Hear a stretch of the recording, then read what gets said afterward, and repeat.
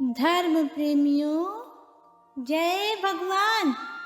अनमोल रतन में मैं मनीषा जैन आप सभी का बहुत बहुत स्वागत करती हूँ। प्रेमियों, वर्तमान में हम पता नहीं क्यों चेहरे के ऊपर चेहरा लगाकर जीना बहुत पसंद करते हैं। वर्तमान का मनुष्य व्यक्ति के आंतरिक गुणों को नहीं अपितु मात्र और मात्र उसके बाहरी गुणों को, उसके रंग, रूप, शरीर की बनावट, बस उस ही तक सीमित रहता है और निर्णय भी ले लेता है कि मनुष्य भीतर से कैसा होगा। किंतु ना, इसी मूर्खता के कारण मनुष्य धोखे खाता है।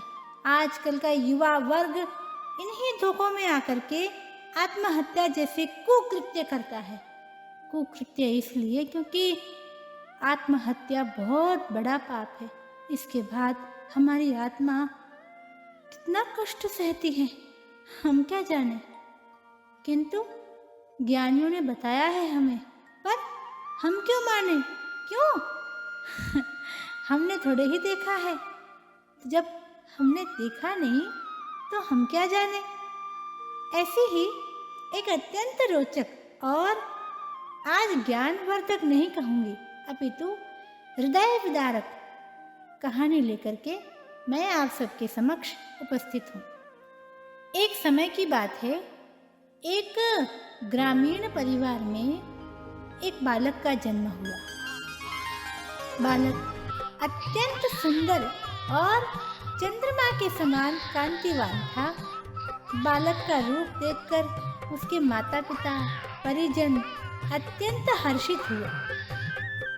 उस बालक के जन्म निमित्त संस्कार करवाए गए, ब्राह्मण देव को बुलाया गया, दान दक्षिणा आदि कार्य किए गए। ओम गम गणपते नमः वक्रतुंड महाकाय सूर्यकोटि क्षमाप्रभा निर्विघ्नं कुरुर्देवं सर्वकार्येषु सर्वदाय नमः। ओम श्री नारायणाय नमः। सर्वमंगलमांगल्ये शिवे सर्वार्थसाधिके शरण्यत्र्यंबके गौरी नारायणी नमस्तस्यै नमो नमः। मंगलम भगवान विष्णु मंगलम गरुड़ध्वज मंगलम पुंडरीकाक्षाय तन्नो हरि प्रचोदयात्। ओम धूपम दीपम नैवेद्यम समर्पयामि, पुष्पम समर्पयामि, वस्त्रम समर्पयामि। और बहुत अधिक खुशियां मनाई गई।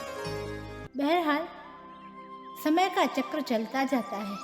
देखते ही देखते बालक बड़ा हो गया और बालक ने इच्छा व्यक्त की कि मैं अपने देश की सुरक्षा करना चाहता हूँ। हाँ, मैं सिपाही बनना चाहता हूँ। यह सुन माता पिता का सीना तो जैसे गर्व से चौड़ा हो गया हो। बालक की इस इच्छा ने माता पिता को तो जैसे पंख लगा दिए हों। वे जब संतान दूसरों से हटके कुछ विशेष करती है तो माता पिता का हृदय इतना प्रसन्न होता है और उससे जो आशीर्वाद निकलता है वो इतना अनमोल होता है जिसे शब्दों में व्यक्त करके नहीं बताया जा सकता है। बहरहाल उस बालक की इच्छा निमित्त उसे फौज में भर्ती कराने हेतु प्रशिक्षित किया जाने लगा। किस तरह से हथियार चलाए जाते हैं, किस तरह से मुष्टि प्रहार किया जाता है, शत्रु से कैसे लड़ा जाता है, ये सारी चीज़ें उस बालक को सिखाई गई और समय आने पर वह सिपाही बन गया। अपने देश की सुरक्षा हेतु उसके हृदय में अत्यंत जोश, प्रेम, ऊर्जा, साहस भरा हुआ था। एक समय की बात है, अचानक सीमा पर किसी शत्रु देश ने आक्रमण कर लिया। आक्रमण अत्यंत भयावह था। दोनों ओर से गोलियां चल रही थी, लोग मर रहे थे, कट रहे थे। सिपाही अपना शीश चढ़ाने हेतु भारत माँ के चरणों में उपस्थित थे। उन्हीं सिपाहियों में यह भी था। भयावह युद्ध हुआ और युद्ध के परिणाम स्वरूप वह अपना शीश चढ़ाने में तो सफल न रह सका, किंतु अपने दोनों हाथ उसे कटवाने पड़े। वो व्यक्ति अपाहिज हो गया। कहते हुए हृदय बहुत दुखता है ना, किंतु यही सत्य है। उसके दोनों हाथ काट दिए गए। एक बार वह व्यक्ति नहीं, वह हमारा गौरव, हमारा भूतपूर्व सैनिक एक वायुयान में यात्रा कर रहा था। जिस सीट पे वो बैठा था उसके पास एक और महिला आई। वो उसकी सीट थी, किंतु उस महिला को उस हाथ कटे व्यक्ति के पास बैठने में लज्जा का बोध हो रहा था। उसने वायुयान के कप्तान से कहा, क्या आप मुझे किसी अन्य स्थान पे नई सीट दिला सकती? कप्तान ने पूछा। क्यों मैम, आपको यहाँ पे क्या समस्या है? महिला ने कहा, क्या मैम, ऐसे लोगों को मैं पसंद नहीं करती। मुझे बड़ा बुरा लगता है। इसके हाथ कटे हुए हैं, कहाँ ये।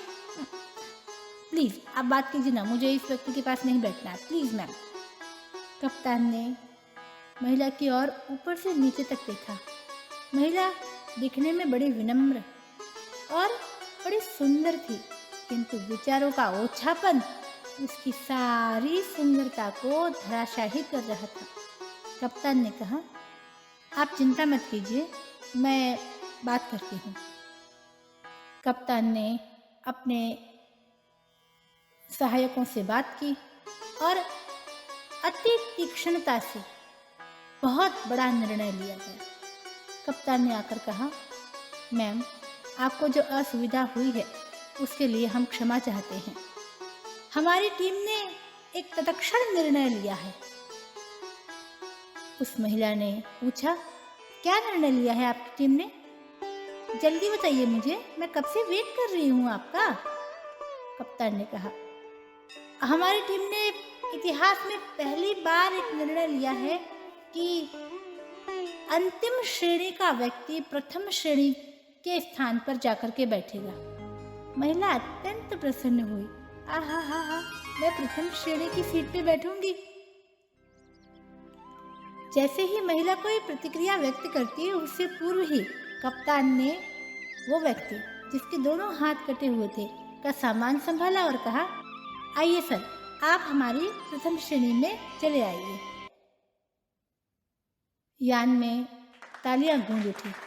इस निर्णय को लेते हुए कुछ विचार, कुछ मंथन चला, कुछ क्या, गूढ़ मंथन चला, क्योंकि ऐसे निर्णय लेना बड़ा कठिन और विचित्र होता है।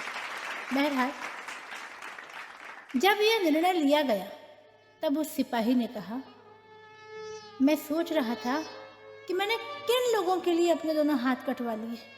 मैं भूतपूर्व सिपाही हूँ। एक युद्ध के मध्य मेरे हाथ कट गए थे। मुझे गर्व था कि मैंने मेरे देशवासियों की सुरक्षा हेतु अपने हाथ कटवाए हैं, पर इनको देखकर मुझे अपने आप पे धिक्कार होने लगा कि मैंने क्यों अपने हाथ कटवाए।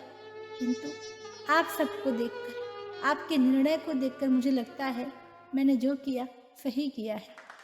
यान में तालियां गूंज उठी और वो महिला लज्जा के मारे नीचा मुंह किए उसी सीट पे जाके बैठ गई और सैनिक को प्रथम श्रेणी में स्थान दे दिया गया। प्रेमियों, हम अक्सर अपने जीवन में ऐसा ही करते हैं। हम मनुष्य के बाहरी बनावट, बाहरी गुणों को अधिक देखते हैं। उसकी आंतरिक दशा क्या है, वह अंदर से कैसा है, इस विषय पे हम विशेष विचार नहीं करते और यहीं पे हम मात भी खाते हैं। अभी भी समय है, संभलिए। बाहर तो सब झूठ है, क्योंकि परमात्मा भी अंदर बसता है, हमारी आत्मा के भीतर बसता है। बाहर तो मन है और मन तो भटकता रहता है। इस संसार में ऐसा संशय जिसका कोई सार नहीं है, परंतु आत्मा हमें ठहराती है, हमें रुकाती है। क्यों? क्योंकि वहाँ परमात्मा है, वहाँ आनंद है, वहाँ मोक्ष है, वहाँ सुख है, वहाँ सब कुछ है। इसलिए मेरा आप सभी से अनुरोध है, बाहर की दुनिया को छोड़ मनुष्य के भीतर के गुणों को पहचानने का प्रयास कीजिए। इन्हीं शब्दों के साथ मैं अपनी वाणी को विराम देती हूँ। जय भगवान।